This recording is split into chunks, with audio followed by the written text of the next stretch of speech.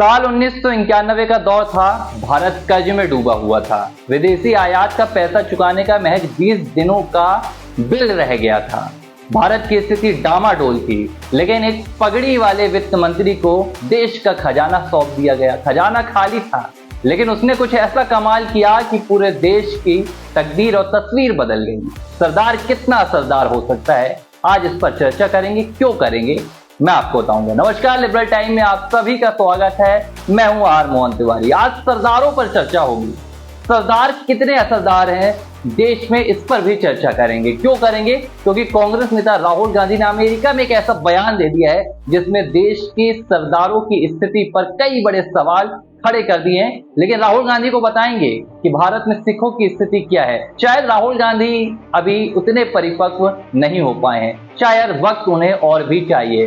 Liberal time की आज हमारी पहली स्टोरी यही है कि राहुल गांधी को नहीं पता देश में सरदार कितना असरदार। सरदारों पर चर्चा होगी, सिखों पर चर्चा होगी और राहुल गांधी के बेतुके बयान पर भी चर्चा होगी। दूसरी स्टोरी लिबरल टाइम पर आज कौन सी लेकर आए हैं? दूसरी स्टोरी भी दिलचस्प है। साल 2022 का दौर था। उस वक्त एक गाना मशहूर हुआ था, जो राम को लाए हैं हम उनको लाएंगे। लेकिन सत्ता में अगर हमको कोई नहीं लाएगा तो हम उनको भी छोड़ देंगे। कुछ ऐसा ही माहौल बना है। कन्हैया मित्तल के बारे में खबर है।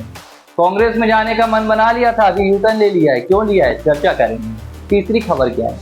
तीसरी खबर है उत्तर प्रदेश के सुल्तानपुर एनकाउंटर के बाद हिसाब किताब हो रहा है। आंकड़े भी सामने आ गए हैं।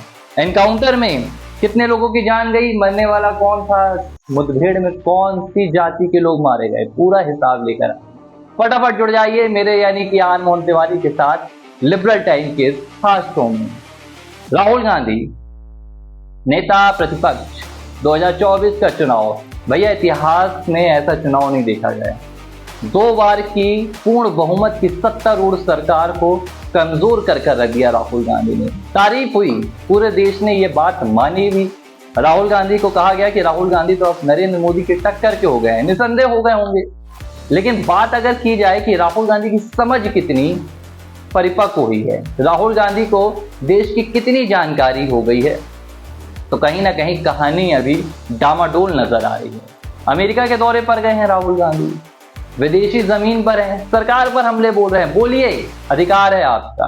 भाजपा, राष्ट्रीय स्वयंसेवक संघ, बजरंग दल, जितनी विंग है सरकार की, पार्टी की, आप उस पर हमले कीजिए। नतमस्तक होगी ये राजनीतिक तस्वीरें आपके लिए। लेकिन राहुल गांधी का एक ऐसा बयान आ गया है जिसने कहीं ना कहीं राहुल गांधी की कितनी समझ है और राहुल गांधी क्या नैरेटिव सेट करना चाहते हैं, इस पर भी सवाल उठा दिए गए हैं। It is not about politics. It is superficial. What is your name? Brother, with the turban? What is your name? Balinder Singh. The fight is about whether he, as a Sikh, is going to be allowed to wear his turban in India. Or he, as a Sikh, is going to be allowed to wear a kada in India. Or he, as a Sikh, is going to be able to go to a Gurdwara. That's what the fight is about. And not just for him. For all religions. Fight is also about, I can see here in the crowd, people from Tamil Nadu, Punjab, Haryana. I can see all these people. Telangana, Karnataka, Andhra Pradesh. Right? So now, see, when I say Kerala, see, I've been a member of Parliament for Kerala. So when I say Kerala, first Maharashtra, Andhra Pradesh now. Rahul Gandhi ने America में एक ऐसा बयान दिया है जिसने अब हिंदू मुस्लिम नहीं बल्कि देश में सिखों को लेकर आक्रोश देखा जा रहा है।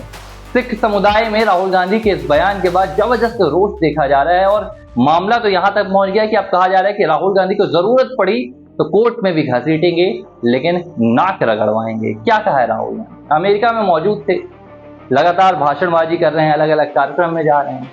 एक कार्यक्रम में उन्होंने ऐसा बयान दे दिया कि जिसकी कल्पना भारत में शायद तो नहीं की जा सकती। और मौजूदा दौर में ऐसा बयान देना, इससे बड़ा बेतुका कोई बयान भी नहीं हो सकता है। राहुल गांधी अमेरिका में खड़े होकर कहते हैं कि भारत में सिखों को गुरुद्वारे में जाने की अनुमति नहीं मिलती, भारत में सिखों को पगड़ी पहनने की अनुमति नहीं मिलती है, हाथ में कड़ा पहनने की अनुमति नहीं मिलती है। राहुल गांधी का ये बयान क्या था, ये वहां मौजूद कोई व्यक्ति भी नहीं समझ पाया। राहुल गांधी कहना क्या चाहते थे?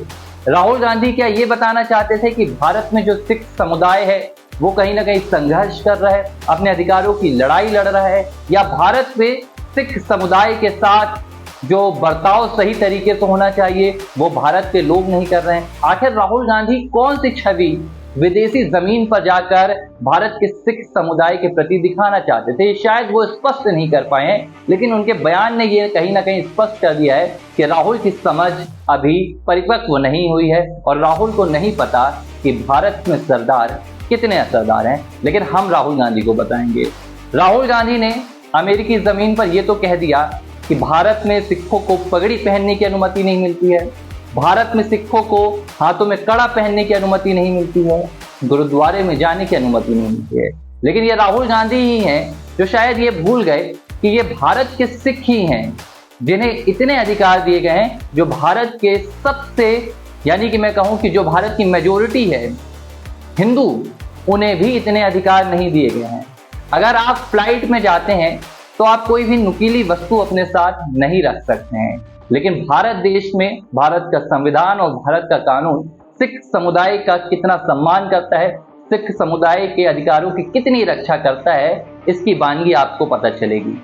भारत में कोई भी सिख समुदाय, जो पगड़ीधारी सिख समुदाय का व्यक्ति है, वो अपने साथ कृपाण रख सकता है। कृपाण क्या होता है आपको बता दें। कृपाण एक छोटी सी नुकीली खंजर होती है, चाकू होती है, जो अक्सर सरदार अपने साथ रखते हैं, क्योंकि ये सिखों की मान्यता है कि वो अपने साथ रखते हैं। लेकिन अक्सर क्या होता है कि जब हम फ्लाइट में जाते हैं तो हम अपने साथ कोई भी नुकीली वस्तु नहीं ले जा सकते हैं, चाहे वो कोई भी हो, छोटी सी वस्तु हो या बड़ी वस्तु हो। लेकिन ये सिखों को अधिकार दिए गए हैं कि वे अपने साथ 6 इंच तक का कृपाण अपने साथ रख सकते हैं और फ्लाइट पर जा सकते हैं। और फ्लाइट ही नहीं, वो भारत के किसी भी निजी या सरकारी दफ्तर पर भी इसी तरह कृपाण लेकर जा सकते हैं, भारत की किसी स्कूल में जा सकते हैं, किसी भी सार्वजनिक मंच पर जा सकते हैं और किसी भी स्थान पर जा सकते हैं। ये अधिकार भारत में सिखों के अलावा दूसरे किसी समुदाय को नहीं मिलता है। लेकिन राहुल गांधी ने अमेरिका में ये पूछने से पहले कि भारत में क्या सिखों को पगड़ी पहनने की अनुमति है, ये बात उन्होंने नहीं जानी। राहुल गांधी को यह भी नहीं पता है कि भारत में सिखों को पगड़ी पहनने के अलावा अगर उन्हें हेलमेट पहनने की ज़रूरत है तो पगड़ी को प्राथमिकता दी जाती है। राहुल गांधी ये जानेंगे तो शायद हैरान हो जाएंगे कि भारत में अगर आप हिंदू भी हैं या मुस्लिम भी हैं तो सड़क पर चलते वक्त 2 पहिया वाहन में आपको हेलमेट लगाना अनिवार्य होता है। सुप्रीम कोर्ट के आदेश हैं, नहीं लगाने पर आपके खिलाफ चालान की कार्रवाई की जाती है। लेकिन ये सिख समुदाय को, सिखों को ये खास प्राथमिकता दी गई है, ये दर्जा दिया गया है कि आप बिना हेलमेट के भी अगर आपने पगड़ी धारण किया है तो आप पर चालान नहीं कटेगा और आपको सुरक्षित माना जाएगा। यानी कि सुप्रीम कोर्ट भी ये मानता है कि हेलमेट की जो जरूरत है वो पगड़ी के सामने कहीं ना कहीं कमतर है।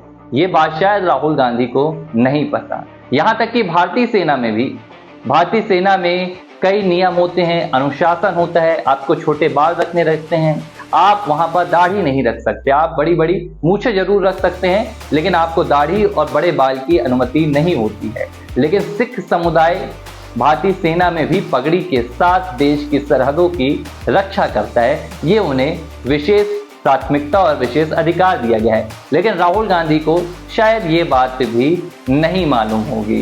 भारत में तमाम गुरुद्वारे हैं और इन गुरुद्वारों में चाहे वो हिंदू हो या मुस्लिम हो, कोई भी व्यक्ति जा सकता है और उसे किसी भी तरह का पगड़ी पहनने का या हाथों में कड़ा पहनने का कोई भी पाबंदी नहीं लगाई जाती है। यानी कि अगर मैं एक हिंदू हूं और मैं किसी गुरुद्वारे जाना चाहता हूं तो मैं ऐसे ही गुरुद्वारे जा सकता हूं, मुझे कोई पगड़ी पहनने की ज़रूरत नहीं होती है। लेकिन राहुल गांधी का कहना है कि भारत में सिखों को ही गुरुद्वारे जाने की अनुमति नहीं मिलती है। अब राहुल गांधी के दिमाग में ये समझ कहां से आई?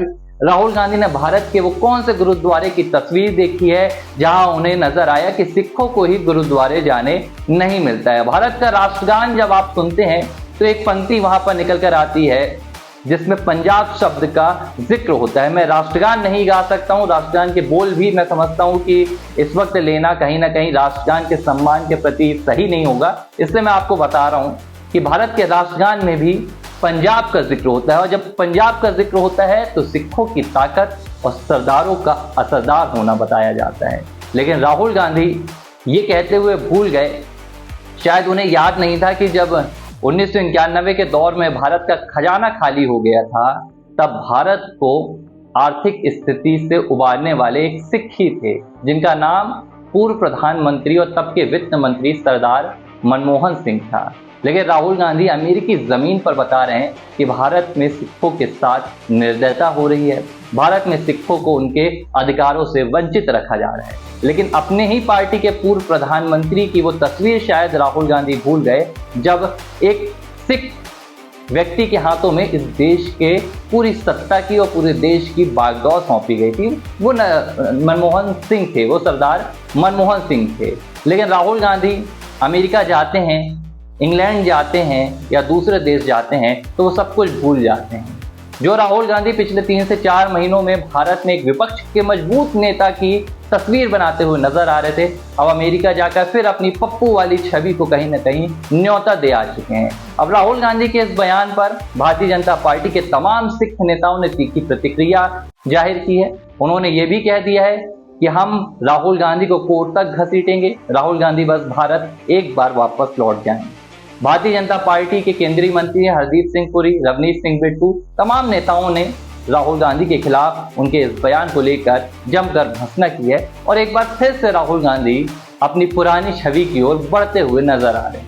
लिबरल टाइम पर आज हमने इसलिए राहुल गांधी पर चर्चा की क्योंकि ये बयान कहीं ना कहीं सिखों की भावनाओं से भी जुड़ा हुआ है। राहुल गांधी के ये बयान कहीं ना कहीं ये भी कहीं ना कहीं एक नैरेटिव बनाने की कोशिश कर रहे हैं विदेशी जमीन पर। क्या वाकई में भारत में सिख समुदाय के साथ ऐसा बर्ताव किया जा रहा है? क्या वाकई में भारत में सिख समुदाय को उनके अधिकारों से वंचित रखा जा रहा है? लेकिन ऐसा बिल्कुल भी नहीं है। भारत में सभी समुदाय के लिए, सभी जातियों के लिए, चाहे आप किसी भी जाति समुदाय वर्ग से हों, सभी को समान अधिकार मिलते हैं और उनके धर्म से जुड़े होने के चलते उन्हें विशेष अधिकार भी मिलते हैं। और भारत की बात की जाए तो यहाँ शहीद आजम भगत सिंह से लेकर सरदार मनमोहन सिंह तक ने देश के बड़े बड़े जो कमान होती हैं, देश के बड़े बड़े पदों पर पहुंचे हैं। भारत के पूर्व राष्ट्रपति भी सिख रह चुके हैं, पूर्व प्रधानमंत्री भी सिख रह चुके हैं, सेना के अध्यक्ष भी सिख रह चुके हैं। खेल से लेके फिल्मी जगत तक हर तरफ आपको पगड़ी और सरदारों का असरदार होना नजर आता है। लेकिन राहुल गांधी हैं, राहुल गांधी के बयान किस कदर तक गिर सकते हैं इसका अंदाजा भी नहीं लगाया जा सकता और इस पूरे बयान को लेकर तीखी प्रतिक्रिया भी सामने आ रही है। अब मैं ले चलता हूं आपको लिबरल टाइम की दूसरी खबर की ओर। दूसरी खबर कन्हैया मित्तल की। क्या कह रहे कन्हैया मित्तल? 2022 का दौर था, आपने सुना होगा, जो राम को लाए हैं हम उनको लाएंगे, यूपी में फिर से हम भगवा लहराएंगे। योगी आदित्यनाथ और भारतीय जनता पार्टी के इर्द गिर्द घूमता हुआ ये पूरा गीत गाया गया था। गायक थे चंडीगढ़ के रहने वाले कन्हैया मित्तल। अब कन्हैया मित्तल खूब चर्चाओं में थे उस वक्त। कन्हैया मित्तल को योगी आदित्यनाथ के सामने भी गाना गाने का मौका मिला, खूब गाए, थिरे, जमकर थिरके और लोग भी उन्हें जमकर पसंद करते थे। लेकिन अब हरियाणा में चुनाव था, चुनाव आने वाला है, टिकट के बंटवारे चल रहे हैं, कोई खिलाड़ी टिकट पा रहा है तो कोई सितारे टिकट पा रहे हैं। इस बीच कन्हैया मित्तल ने भी जोर आजमाइश की कि उन्हें कहीं ना कहीं भारतीय जनता पार्टी से टिकट मिले। टिकट नहीं मिला तो कन्हैया मित्तल भी एक बड़े ऐलान के लिए आ गए और उन्होंने कह दिया कि अब हम जो राम को लाए हैं उनको लाएंगे, ये एक अलग सवाल था, लेकिन अब हम खुद कांग्रेस की तरफ जाएंगे और वहां से राम का प्रचार करेंगे। उन्होंने कुछ ही दिन पहले एक स्टेटमेंट जारी किया, बयान जारी किया और कहा कि कांग्रेस पार्टी में मैं जाऊंगा, कांग्रेस पार्टी में शामिल होऊंगा और वहां से सनातन की अलख जगाऊंगा। ये संदेश दूंगा कि राम किसी एक पार्टी के नहीं है, किसी एक दल के नहीं है, कांग्रेस पार्टी में भी रहकर सनातन धर्म का प्रचार किया जा सकता है। लेकिन 2 दिन के बीच में ही कन्हैया मित्तल ने यू टर्न ले लिया। अब कन्हैया मित्तल का नया वीडियो आया, पहले आप ये वीडियो देखिए। जय श्री राम। पिछले 2 दिनों से मुझे ये एहसास हुआ कि मेरे सभी सनातनी भाई बहन और खासकर भाजपा का शीर्ष नेतृत्व मुझे इतना प्यार करता है और इतनी चिंता करता है। 2 दिनों से मैं देख रहा हूँ कि आप सब परेशान हैं, मैं उसके लिए क्षमा चाहता हूँ। और जो मेरे मन की बात मैंने कही थी कि मैं कांग्रेस ज्वाइन करने वाला हूँ, उसे वापस लेता हूँ, क्योंकि मैं नहीं चाहता कि किसी भी सनातनी का भरोसा टूटे। आज मैं टूटूंगा तो पता नहीं कितने और टूटेंगे। तो हम सब मिलकर राम के थे, राम के हैं, राम के रहें और पुनः आप सबसे क्षमा प्रार्थी हैं जिसके कारण आप डिस्टर्ब हुए। और कोई अपना ही होता है, जब कोई अपना गलती करता है तो कोई अपने ही हैं जो तंग होते हैं, परेशान होते हैं। तो मुझे लगा कि मेरे मन की बात गलत है और इसको मैं वापस लूं और आप सबका धन्यवाद करूं, सपोर्टर्स का, प्यार करने वालों का। आप ऐसे ही जुड़े रहें, हम सब जुड़े रहें और देश की सेवा करते रहें। एक बार पुनः भाजपा के शीर्ष नेतृत्व का मैं धन्यवाद करता हूं। तो वीडियो में आपने सुना गायक कन्हैया मित्तल अब माफी मांग रहे हैं, कह रहे हैं क्षमा कर दीजिए, गलती करने वाला भी अपना होता है, माफ करने वाला भी अपना होता है। और अब मैं सनातन के जो प्रेमी हैं उनकी बात ही सुनूंगा और भारतीय जनता पार्टी का शीर्ष नेतृत्व तो मेरी चिंता कर रहा है, सनातन के प्रेमी मेरी चिंता कर रहे हैं। तो कन्हैया मित्तल ने कहीं ना कहीं यू टर्न मार लिया और जो कांग्रेस पार्टी में शामिल होने का उन्होंने ऐलान किया था महज कुछ घंटों के भीतर ही अब वे कह रहे हैं कि मैं कांग्रेस पार्टी में नहीं जाऊंगा। अब इसे लेकर चर्चा क्या चल रही है? सत्ता में जाने की होड़ है। आप चाहे वो धर्म गुरुओं की बात हो, भारत में कई ऐसे कथावाचक भी है, कई योग गुरु भी है जो हर दिन सत्ता की बात करते हैं, जिनके मंच पर राजनेताओं की कतार लगी रहती है और राम से ज्यादा राजनेताओं की चर्चा करते हुए नजर आते हैं। अब कन्हैया मित्तल का उदाहरण भी कहीं ना कहीं इसी प्रकार से देखा जा सकता है। कन्हैया मित्तल गायक हैं, भजन गायक हैं, राम के भजन गाते हैं। अब राम के भजन गाते गाते सनातन का प्रचार करते करते उन्हें सत्ता की भूख लगाई। कहा जा रहा है कि कन्हैया मित्तल भारतीय जनता पार्टी से पंचकुला की सीट मांग रहे थे, टिकट मांग रहे थे, लेकिन जब भाजपा ने टिकट देने से मना कर दिया तो जो कन्हैया कुमार कहते थे जो राम को लाए हैं हम उनको लाएंगे, और खुद उसी पार्टी को छोड़ने के लिए तैयार हो गए, खुद उस पार्टी के खिलाफ बोलने के लिए तैयार हो गए। यहाँ तक कह दिया कि मेरे गाने में बीजेपी नहीं था भैया, मेरे गाने में योगी आदित्यनाथ का नाम था और कांग्रेस पार्टी में शामिल होना चाहते थे। लेकिन खबर ये है कि कांग्रेस पार्टी ने कन्हैया मित्तल को टिकट देने से इनकार कर दिया और जैसे ही कन्हैया मित्तल को इस बात की खबर लगी कि मेरी तो कांग्रेस पार्टी में भी बात नहीं बन रही है, तो ऐसे में उन्होंने अपने सोशल मीडिया हैंडल पर जाकर माफी मांगी और कहा कि अब मैं सनातन प्रेमियों के साथ रहूंगा। कन्हैया मित्तल कोई अलग व्यक्ति नहीं है, ऐसे तमाम कलाकार हैं, देश के कई ऐसे शख्सियत हैं जो सत्ता की लालच में लोगों की भावनाओं के साथ खेल जाते हैं। भारत में कलाकार का कहीं ना कहीं जो लोगों की भावनाओं के साथ संबंध होता है वो सिनेमा जगत तक ही सीमित रह जाता है। लेकिन भारत के भावुक लोग हैं, उन्हें लगता है कि अगर सिनेमा में कोई रानी दुर्गावती, रानी लक्ष्मीबाई या महाराणा प्रताप का किरदार निभा रहा है तो उसका असल जीवन भी कहीं ना कहीं उनके जो दर्शन होते हैं, जो उनके विचार होते हैं, उनसे भरा रहता है। लेकिन जो राजनीतिक मैदान होता है, जो असलियत होती है, ये पूरी तरह से विपरीत होती है। कन्हैया कुमार भले कहते हैं कि जो राम को लाए हैं हम उनको लाएंगे, लेकिन अब उन्होंने किस तरह 24 घंटे के भीतर पाला पलट लिया है, इससे इस बात की बारीकी देखने के लिए समझ में आती है कि सत्ता की लालच में राम, सनातन सब कुछ कन्हैया भूलते हुए नजर आए। तो ये कन्हैया मित्तल की कहानी है जो लिबर्टाइन पर आज हम लेकर आए। अब हमारी तीसरी कहानी क्या है? तीसरी कहानी है उत्तर प्रदेश में एनकाउंटर का हिसाब किताब। सुल्तानपुर में 28 अगस्त को एक डकैती हुई थी। इस डकैती में कई आरोपी पकड़े गए थे। इसके बाद 5 सितंबर को एक एनकाउंटर होता है। एनकाउंटर में मारे गए आरोपी का नाम था मंगेश यादव। मंगेश यादव 1 लाख का फरार इनामी था और इस पूरे आरोप में, पूरी डकैती के कारण उसका भी एक बड़ा हाथ माना जा रहा है। मंगेश यादव की मौत हुई तो अखिलेश यादव ने सबसे पहले कहा था कि जात देखकर जान ले ली गई। इसके बाद राहुल गांधी, विपक्ष के कई नेता ये बात कहने लगे कि भाई मंगेश यादव था, उत्तर प्रदेश के मुख्यमंत्री ठाकुर हैं, बिष्ट हैं, इसलिए मंगेश यादव की जान ले ली गई, चाहे वो मुस्लिम हो चाहे वो यादव हो। यूपी के मुख्यमंत्री अपनी घृणा इनके प्रति दिखाते रहे। लेकिन जब ये सरकार के खिलाफ आरोप लगे हैं तो पूरा हिसाब किताब भी लिबरल टाइम पर आज हम निकाल कर लाए हैं कि आखिर उत्तर प्रदेश में अब तक कितने एनकाउंटर हुए हैं योगी सरकार के कार्यकाल में, और इनमें जिन आरोपियों की मौत हुई है उन आरोपियों के धर्म क्या थे, उन आरोपियों की जाति क्या थी। लेकिन आप भी जानकर चौंक जाएंगे कि योगी आदित्यनाथ मार्च 2017 में मुख्यमंत्री बने थे और 2017 के बाद से अब तक करीब 260 एनकाउंटर्स में मौत हुई है। यानी कि जो मुठभेड़ हुई है उनमें करीब 6000 से ज्यादा लोग घायल हुए हैं, लेकिन जो मौत हुई है उनका आंकड़ा 260 है। और इनमें जो मुस्लिम समुदाय के आरोपी थे या अपराधी थे वो महज 67 हैं, और इसके अलावा बाकी तमाम आरोपी और अपराधी जिनकी मुठभेड़ में मौत हुई है उनकी संख्या है, उनका आंकड़ा है। तो महज 67 मुस्लिम थे, आरोपी थे जो एनकाउंटर में मारे गए। और अगर जाति की बात की जाए तो सबसे ज्यादा एनकाउंटर में मारे जाने वाली जाति के आरोपी ब्राह्मण जाति से ताल्लुक रखते थे, और ऐसे आरोपियों की संख्या, अपराधियों की संख्या 20 है। इसके बाद ठाकुर जाति के जो आरोपी थे, जो ठाकुर जाति के अपराधी थे जिनके एनकाउंटर में मौत हुई है, ऐसे आरोपियों और अपराधियों की संख्या 18 है। और इसके बाद यादव जाति के आरोपी और अपराधी जिन्हें लेकर बवाल मचा हुआ है उनकी संख्या 16 है। और इसके बाद ये आंकड़ा नीचे जाता है, सबसे कम जो अनुसूचित जाति जनजाति के आरोपी। लेकिन उत्तर प्रदेश में एक अलग ही छवि तैयार की जा रही है। योगी सरकार के खिलाफ ये आरोप लगाए जा रहे हैं कि अपराधियों की जो आरोप हैं, जो उनके अपराध है वो देखकर नहीं बल्कि उनकी जात देखकर जान ली जा रही है।